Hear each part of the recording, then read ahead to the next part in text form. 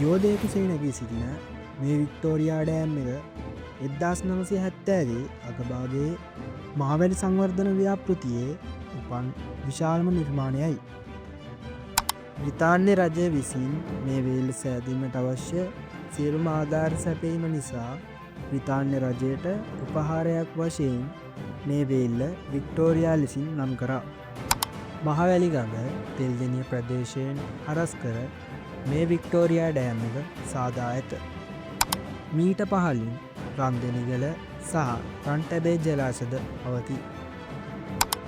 උසින් අඩි 200ක් වන දිග මීටර් 520ක් වන ඝන මීටර් මිලියන 722ක ජලධාරිතාවක් තියෙන මේ වික්ටෝරියාවේ ආවේනික වූ වක්‍රාකාර හැඩය නිසා ඒ ඉදිකිරීමේදී යකඩ යොදා නැති අතර අයිස් සිමින්ති යොදා ඇත.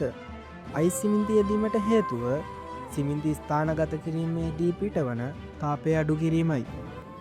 වික්ටෝරියා කැඩුණොත් මේක මේ දවස්වල ප්‍රසිද්ධම මාතෘකාවක්.